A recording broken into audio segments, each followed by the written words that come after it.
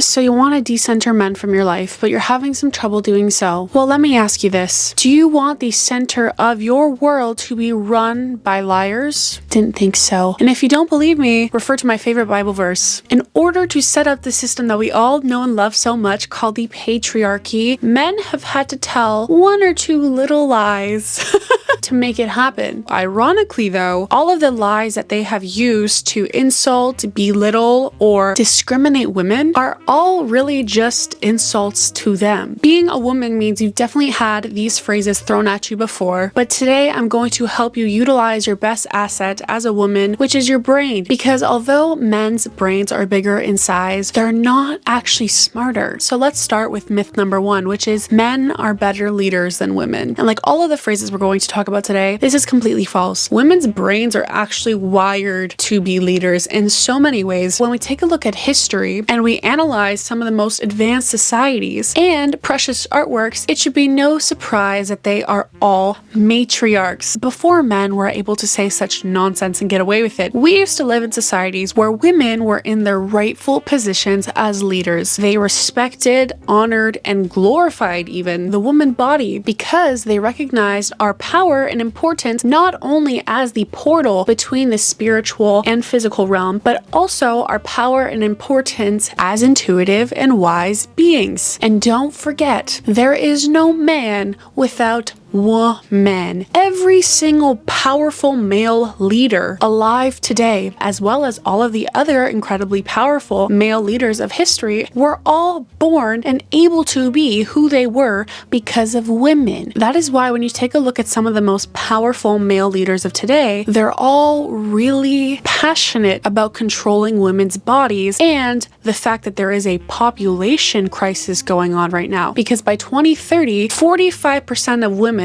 will be child-free by choice. And it should be no surprise that those women are also, on average, highly successful, have a stable income, have respectable jobs, and are also highly educated. Now explain to me, how can you capitalize and profit off of the ignorance of majority of the population when half of that population is choosing not to bring another consumer into this world? But even going beyond that, when we take a look at science and psychology, just remember that women have more gray matter in the brain, which means that as women, we often remember things long-term better. We are better multitaskers. On average, we have higher IQs and are overall smarter. And for this reason, we often do better in workplace or educational settings. So women not only are smarter on average, do better in school on average, but also are the smarter gender when it comes to leading other people. However, I don't think we needed science and psychology to tell us that women are better leaders than men. Just take a look at all of our chaotic, disruptive history, including the world we're living in right now. The happiest and most peaceful country in the world for 6 years in a row is run by a female-led government. Moving on to the next precious phrase that you've definitely heard in the workplace or by an ex you don't want to remember. Women are more emotional than men, and it's a weakness. I would first like to address the fact that men have created a patriarchy in which their emotions are not accepted, allowed, or validated. And now in a world post-Me Too movement where women are starting to honor, recognize, and be more outspoken with their feelings, men are continuously now blaming us women, saying, well, what about men? Men have feelings too. Yeah, they do, but it's not a woman's job to make space for your emotions. You should be able to do that yourself as a man. Ironically though, in a world where men's emotions aren't allowed, the one emotion that seems to be accepted is greed and need for power, which is gained through anger. Men can't be emotional, but they can start all kinds of wars and go on killing sprees because they're angry. Okay, let's make it make sense. To debunk this further though, the perception that women are more emotional is often linked to societal norms rather than biological differences. Both men and women experience emotions, but societal expectations influence how they express them. Studies have shown that women often score higher in emotional intelligence, which includes the ability to recognize, understand, and manage one's own emotions as well as the emotions of others. This skill is advantageous in personal and professional settings, including leadership. Have you ever heard of a woman starting a war, going on a rampage at work, firing someone, assaulting someone because they were angry or because they were in a bad mood? No. It's only been men who you feel like you have to walk on eggshells with in a personal or a professional setting because you don't want to get them angry. You don't want to get on their bad side. Women have emotions, but so do men. The only difference is we have blamed women for being human beings, possessing something completely natural and biological, no more or no less than men, instead of critiquing men for their lower ability when it comes to actually managing their emotions, specifically anger and violence. And this is something that we've been taught to excuse since we were children. How many times have you seen men's poor behavior get excused by the phrase, well, they're just being boys, and it's okay, they mature slower than women?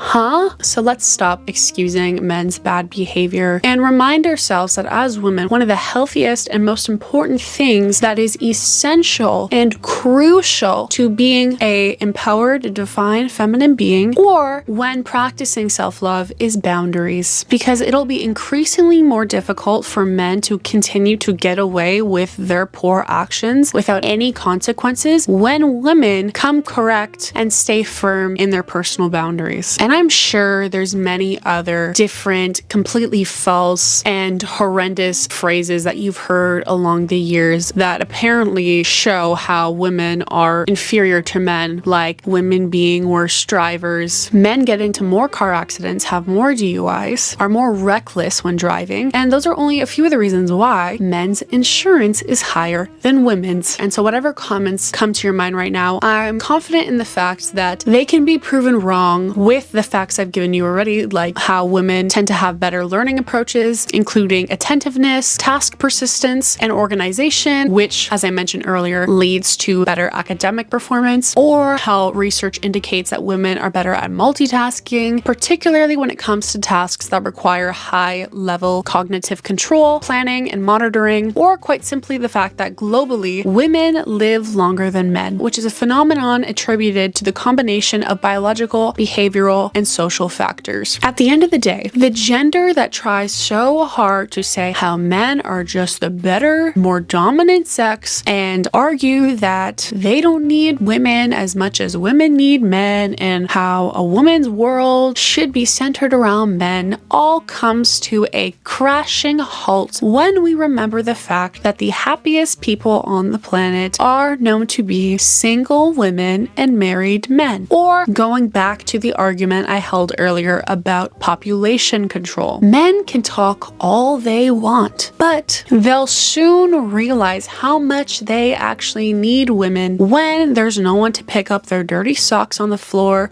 or keep the home in check and keep all their affairs in order and remind them that they have a dentist appointment on Tuesday at 2 o'clock or have to bring their horrible offspring into the world so that this vicious patriarchal cycle can continue. Well, I say no more. And so many other women are choosing to say no more. And as I said in my last video, a crush is just a lack of information. And I'm going to expand that now into this conversation more deeply. The process of decentering men and recentering yourself just requires you getting more educated. It just requires you learning the truth, more accurate, proper information. Because if all women knew the truth, like some of the facts I shared with you today, they would have no reason to believe the absolute nonsense and lies men have managed to get away with all these years. Regardless if you're dealing with a man romantically, platonically, or even professionally, it doesn't change the fact that you have the power. You are a goddess, you are a queen, and you are meant to be a leader. You are meant to take up space. You are meant to rightfully embody and fully, authentically express yourself. Yes, there are going to be people, mostly men, who have a problem with that, but it's only because they have so many of their own projected insecurities that they need to work through. Listen, if I was a man who was born into a society that was intentionally set up to make it easier for me to win, and then I still did not win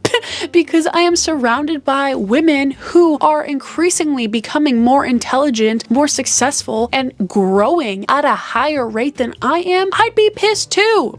Women are survivors. Women are resilient. They are going to find a way to make things happen, no matter how many of the odds and the cards are against them. We don't sit down and complain, boo me, poor me, and blame the opposite gender for our shortcomings. No, we advocate for ourselves, we advocate for our rights, and then we continue to prove why we are worthy of having a seat at the table. It's 2025, and in one of the most recent meetings about women's healthcare, not one woman was present. In a meeting about women's healthcare. It is 2025. America is in the process of trying to pass a bill that has a nationwide abortion ban. But so many of the justifications men come up with to try prove why they have the rights to be these leaders making these decisions are really just a load of crap covered in a nice big blanket of audacity. And let me remind you, men of quality do not fear equality. So decentering men should really be no scare or no harm to your professional life or your love life, because the right men that you want to be surrounded with are going to be right there with you fighting, are going to be right there with you standing up for yourself and saying, hell yeah, this girl is incredibly smart, incredibly capable, incredibly willing, and she deserves to be here just as much as I do. But if it isn't obvious, most men are scared of that. And before I leave you today, I just want to take the time to give you one more little fun fact that may or may not cause you to go down a rabbit hole of so many of the incredible inventions